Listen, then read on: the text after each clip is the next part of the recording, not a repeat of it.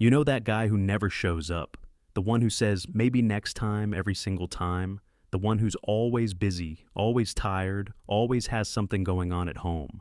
Yeah, that guy isn't antisocial, he isn't broken, he's just built differently. And today we're going to talk about what's really happening inside the mind of a man who genuinely prefers his own space over any crowded room. Because here's what nobody tells you. Society has a script for men. Be out there, be seen, be loud, go to the gym, hit the bar, show up, network, perform.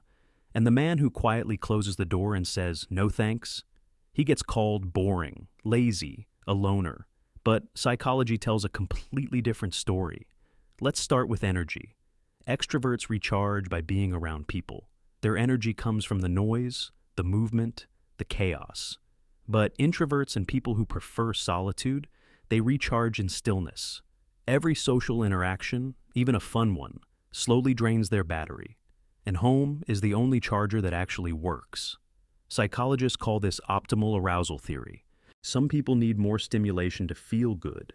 Others need less. It's not laziness or fear, it's just how their nervous system is wired. But there's more going on than just introversion. Some people love staying home because their environment gives them a sense of control they don't get anywhere else. Out there, the world is unpredictable. Loud strangers, last-minute changes, small talk with people who don't care about your answer. But at home, you control the lighting, the noise, the vibe. For people with anxiety or high sensitivity, that control isn't a luxury. It's survival. Studies show that people who enjoy solitude tend to be more creative, more introspective, and better at problem solving. Staying home isn't doing nothing. It's where the best ideas are born, not in a crowded bar, but in a quiet corner with a book or a thought spiral at 2 a.m. And let's be honest, society romanticizes being out there. The influencers, the party pics, the live your best life culture. But what if your best life is a documentary, some soup, and zero obligations? That's not sad, that's self-awareness. Now, some people stay home for a darker reason. Social anxiety, past trauma, depression that quietly whispers, what's the point? And for them, home becomes both a refuge and a cage. So, it's important to know, do you stay home because it fills you up, or because leaving feels too heavy?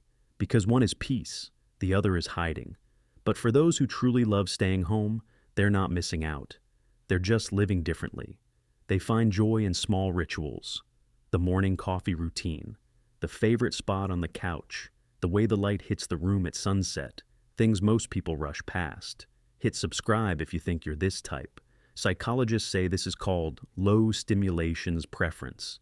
These people don't need the world to entertain them. Their inner world is rich enough. So if you're someone who turns down invitations without guilt, who feels genuinely happy on a solo Saturday, who'd rather re-watch your comfort show than make memories, you're not broken.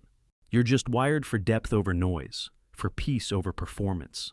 Tell me, do you prefer staying home, or do you think we're all just making excuses? And if you want the psychology that most people never hear about themselves, the next video is going to hit you harder than this one. Click it. You'll understand why.